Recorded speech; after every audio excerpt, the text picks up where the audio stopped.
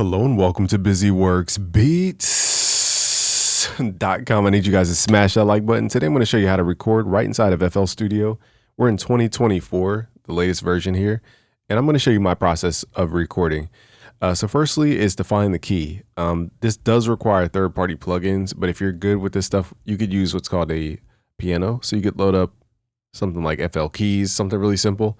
You want to find the notes that match with the song. So it's very important that you do this first. Turn this up a little bit.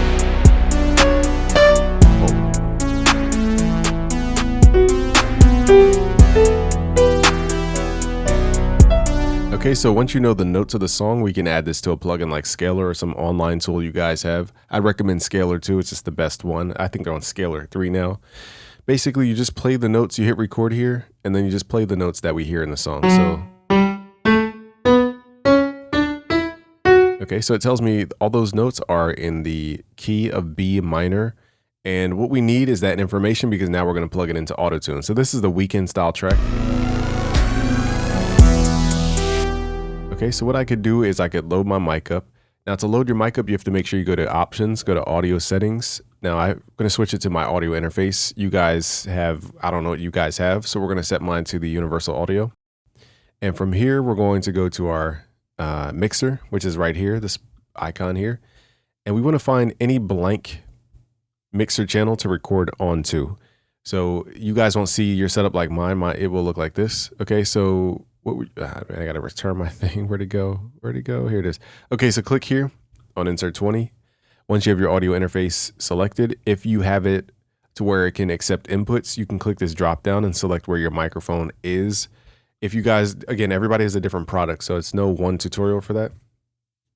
If you don't know where to find your microphone, you want to load up the audio interface software. So mine is called the Universal Audio Apollo UAD console. So here I can see, okay, here's my mic and I can hear myself. I could add the preamp stuff here. I could do all the pre-DAW stuff here so that when I'm in the DAW, I can load it up. If you're on UAD stuff, you go to settings and this is where you set up your IO matrix.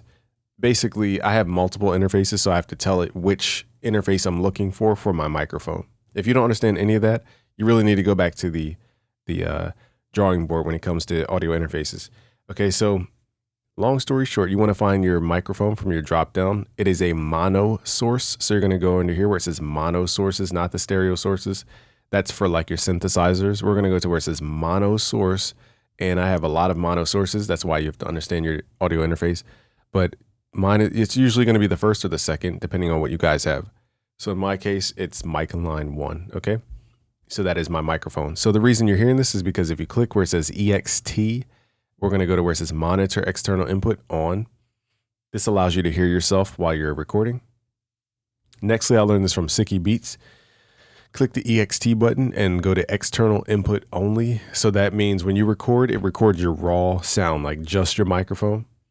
If you select any of these other ones like post EQ or post effects, it records through all of your effects. And then what it does in FL Studio is it uses that as the audio file. I don't want that because if I want to make changes to the Auto-Tune or something later, I want the ability to do that.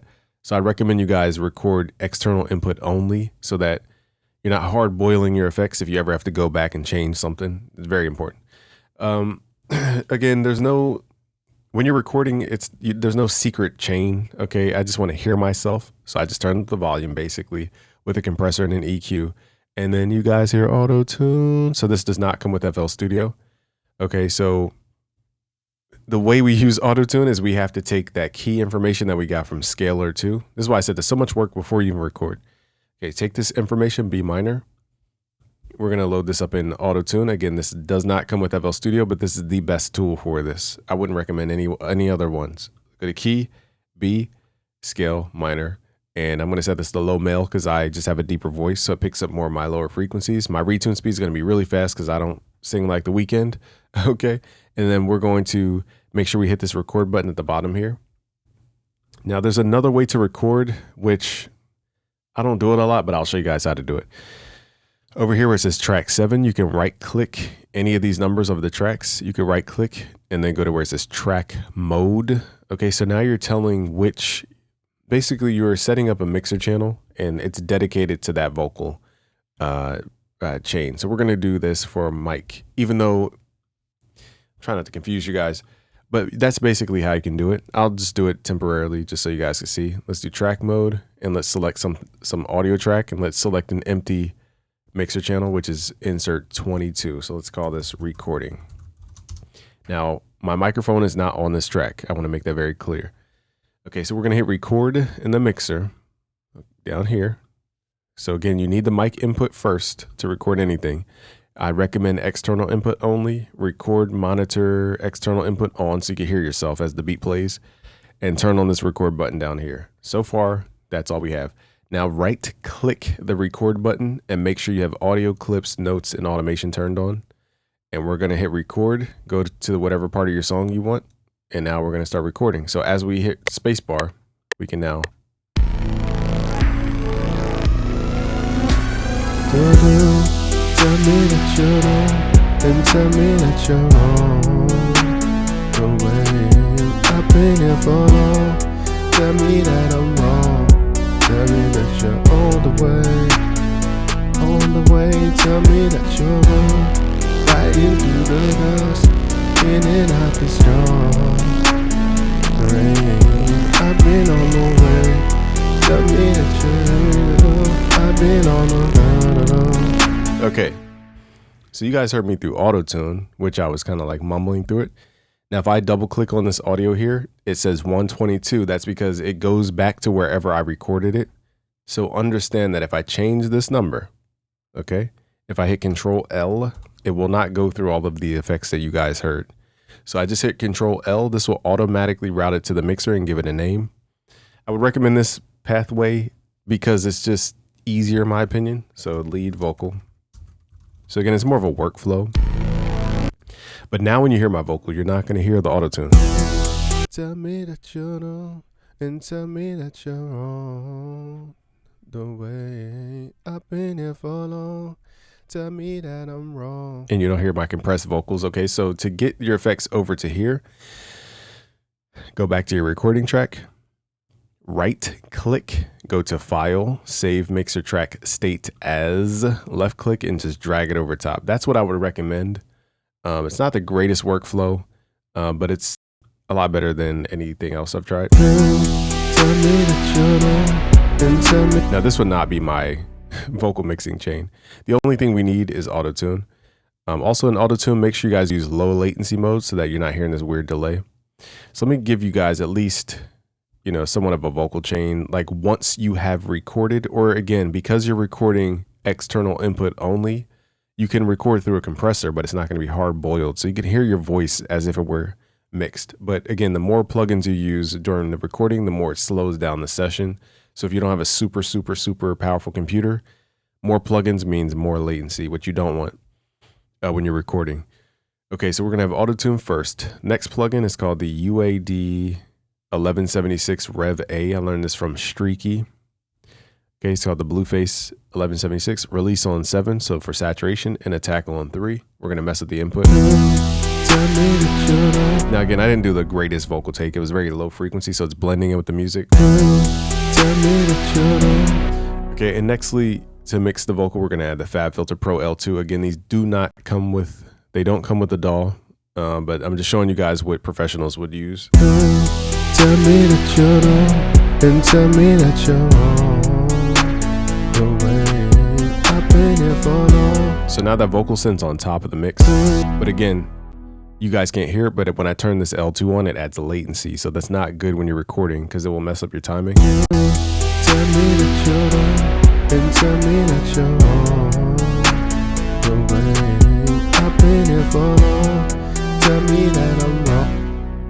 We didn't cover mixing. Okay, so the music is way too loud. Sometimes you just need to turn the beat down. Tell me that you're wrong, and tell me that you're wrong.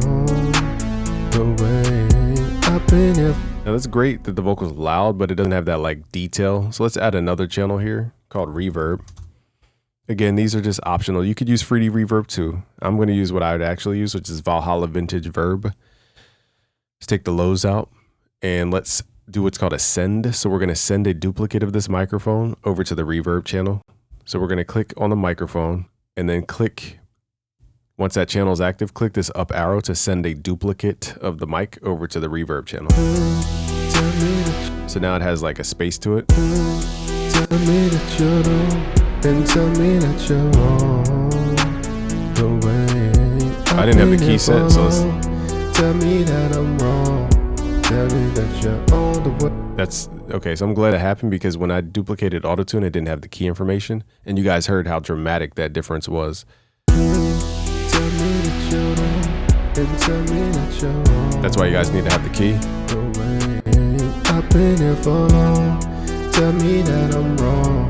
Tell me that you're on the way. On the way. Tell me that you're wrong. Right into the guns, in and out the storm. The rain. I've been on the way.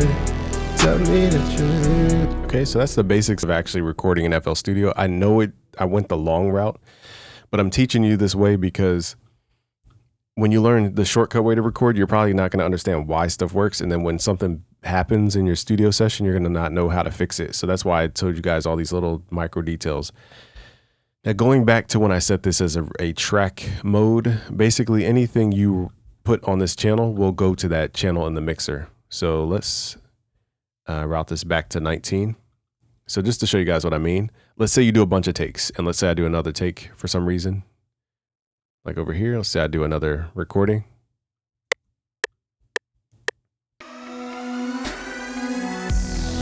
One flows perfect on us. If your things is for your love, I can't keep running away from you, from you. Okay, so something like that. So let's say that's the pre-chorus, and I'm giving like demo vocals here. If I double click, it says 122. But remember, if I play this, basically I'm recording. This is the weird part of FL. It goes back to wherever you recorded it. All right, so let's say we recorded another take. Basically, this is the main or lead vocal, but we don't want them to be on the same exact horizontal track unless we do something like this. Hit Alt on the left side so that you can do something like this to where they're kind of overlapping. And what we could do here is do something like this too on the opposite side, hit Alt. What this does, this tracking mode, if you right click, go to track mode, let's go to audio track. Now remember, I moved out all my stuff to channel 19. So let's switch that actually to 19. So now if I double click on this track, it's not saying 122 like it used to before, it says 19. I could change this number here and it will always keep going back to 19. So this is a quick way to compile your recordings. Let me do it one more time for the people in the back. If you double click, and let's say this audio channel is on a different mixer channel. Okay, this audio track's on a different mixer channel. It says 25 right now. If I move it to that audio recording track, if I double click, it says 19. So anything, when you have this track mode on, it basically makes it easy for you to drag and drop stuff here and get it auto routed to the mixer. That's the simple explanation. It gets a little more complex than that, but to be simple about it, that's that.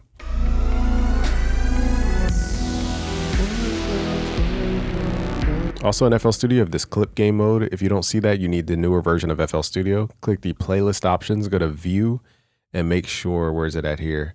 Make sure the show gain scale is on. I believe that's the one that turns that on. You could also show gain value, but for me, I don't want that on because it gets distracting. I'm going to use, but if you want to know the exact number, hit show gain scale. So now you can see, okay, I pulled this down 17 dB. I pulled this one up. You know, you can kind of keep track of what you're doing with your track. For me, I don't like that on, so it's a little distracting, so I turned it off. Okay, so remember this is going to channel 19 where we have our effects. Let's turn our effects back on.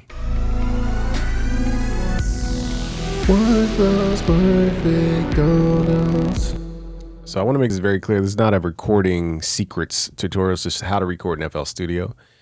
You know, I would have much more recording technique, better recording technique. Firstly, I would use that mic back there. I would use my preamp. We're just trying to show you guys how to work around FL Studio. Now let's turn these effects back on. One flows perfect on us.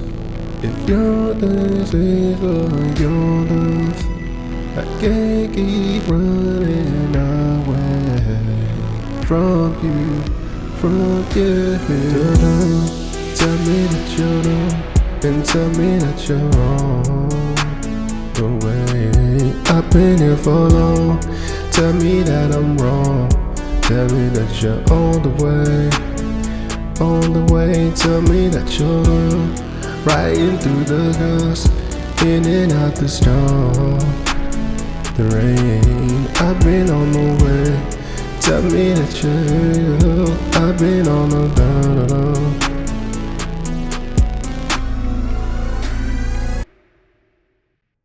Okay, so notice this track down here that's on 19 does not need to be on the same visual track as this track. You could double click and send stuff to 19. For example, the reason I would not pull this down to this recording channel is because of this one word here overlaps the other word. So if I overlap this, it will blur those two together, which is not what I want. Okay, so I want these to perform individually. So that way I pulled it away, double click, and I make sure that that mixer track says the same number. Signal flow does get a little convoluted. That's why I'm trying to dumb this down as much as I can. But I wanted to show you guys the absolute way to record in FL Studio and not just the quick way, because it's the quick way. When you run into an error, you're not going to know how to fix it. Let's turn these effects back on. If your dance is like your love, I can't keep running away from you. From you, tell me that you're wrong, and tell me that you're wrong. The way I've been here for long. Tell me that I'm wrong. Tell me that you're on the way. On the way, tell me that you're wrong. Riding through the gust, in and out the storm, the rain. I've been on the way. Tell me that I've been on the run.